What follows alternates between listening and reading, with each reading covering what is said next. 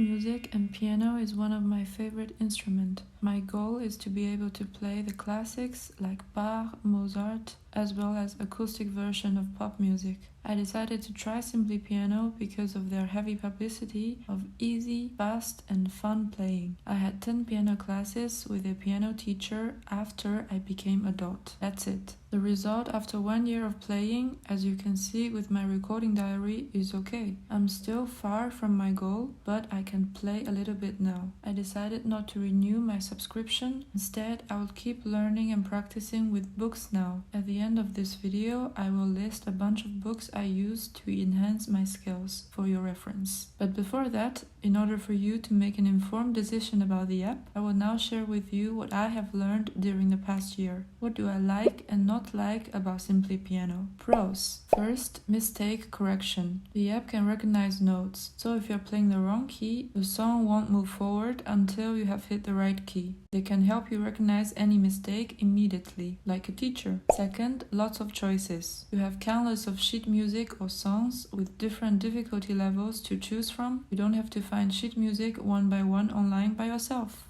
In Simply Piano, no matter it is pop music or classical pieces, every song you play will be accompanied by background music or a cover singer. This can be good or bad. When you play with Simply Piano, it gives you an illusion that you play super well, because the background music does make your playing sound prettier with more layers. However, when you play without the background music, your song will sound bland and dull. Third, family bundle. You can create multiple profiles with one account. You can use Simply Piano, Simply Guitar, and Simply Sing. Once you subscribed, you can invite up to 5 friends to join. If one subscribed using your link, you'll get 1 extra year free. So maximum you can get 5 years for free after paying for 1 year. Cons. First, renewal needed. The price of the app, in my opinion, is good if it's for life. However, it is not. Every year you have to pay €95.99 in order to keep playing. Even if you and your family all use the same account, I'm sure not a lot of people will share the same iPad or same account. People usually don't have extra pianos laying around at home, so it is not realistic to buy one account and share with your family. And in 1 year to finish all the courses in Simply Piano, it is quite challenging, let alone trying Simply Guitar. For me, out of the 1 year license period, I played in total 27 weeks, which is almost 7 months. I had studies, traveling and moving in between, so 7 months out of 12 months. For 58% of usage rate, I think it is quite realistic. That's why I decided not to renew my subscription. As a beginner, after you learn the courses, it is not worth it to pay the same price for just sheet music, because you can find lots of PDF online for free. Second, bad note recognition. For me, the app somehow doesn't recognize some keys on my keyboard or piano. Normally, when you play the note correctly, the note becomes blue, and the app gives you a tick and you can continue to play the next session. However, if the app hears that you are playing the wrong note, the note will become yellow. If in one session the app thinks you are making too many mistakes, it will automatically go back to the beginning of this session and make you play the same thing again. Now this is good if you actually played the wrong keys. However, oftentimes when you play 2 keys together, it doesn't recognize one of them and mark the note yellow. And every time, no matter how hard you try to press the keys, trying to make it understand, it still doesn't recognize the note. Will make you practice the same session over and over again, which is such a pain. And if you end up repeating the session with the same mistakes, it will force you to enter into practice mode with the metronome ticking, which is even worse. Because first of all, the metronome doesn't work. Second, after the practice mode, if you still make the same mistake, the loop continues. Third, inconsistent quality. Many users have confirmed this. The beginning of the course that teaches piano basics was well designed, but later on the course gets easier and easier. One simple example, for the classical piece Für Elise, I expected to be able to master the whole piece after watching their ad, but no, actually they just teach you the easy parts. The difficult parts you still have to practice on your own. Now I understand why in one of their ads, after finishing the whole course Simply Piano offered, the kid still has to go to music academy to follow a real piano teacher. Another example is in chords. They've made me repeat so many times the same chords, although I could get it in the first practice, and I cannot skip it, so I have to repeat with no brain. You can choose to start with different courses, but once you start one course, you have to finish one chapter in order to get to the next chapter in the same course. And the notes, be it a semi-breve, minim, or crochet, the app does not care how long you play it, as long as it is the right key.